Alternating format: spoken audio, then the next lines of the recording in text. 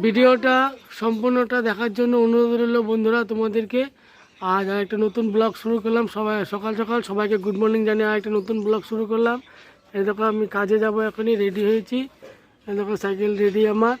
তো রীতার এখনও কাজকর্ম শেষ হয়নি। চলো তোমাদেরকে রীতা বৌদিমণিকে দেখাই। ও শরীর খারাপ প্রচণ্ড কাল থেকে। আমি বললাম আজ কাজ বাজ করতে হবে না, তো আমার কথা মানলই না। তো দেখো তোমাদের বৌদিমণি কী করছে কাজ বাজ, তোমাদের সামনে সম্পূর্ণটা তুলে ধরছি। দেখো তো কাজ বাজ শেষ আর হয় না। দেখো জামা কাপড় মাজলো, জামা কাপড় মাজছে বলছি, জামা কাপড় কাচছে। হ্যাঁ, ঘর ফর মুছলো, সব কিছু করলো। মা নেই, কী করবে বলো।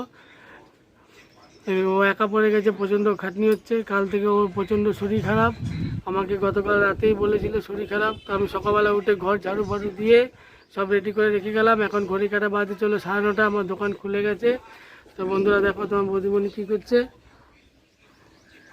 জামা কাপড়গুলো কাচবে, অনেকদিন ধরে কাচবে করে আর কাচা হয়নি জামা কাপড়গুলো। তো বন্ধুরা তোমরা আমাদের চ্যানেলে যারা নতুন আছে প্লিজ আমাদের চ্যানেলটা সাবস্ক্রাইব করে আমাদের সাথে থেকো, পাশে থেকো, আমাদের সাপোর্টে থেকো। তো আজকে আমি ভাবছিলাম যে তোমাদেরকে দেখাবো আমি কোথায় কাজ করি না করি।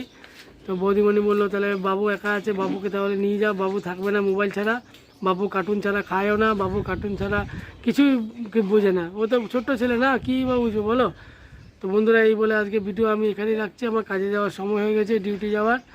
তো সবাইকে অনুরোধ রাখছি ভিডিওটা স্কিপ করে দেখবে না, আর ভিডিওটা সম্পূর্ণটা দেখার জন্য অনুরোধ রাখলাম তোমাদের কাছে।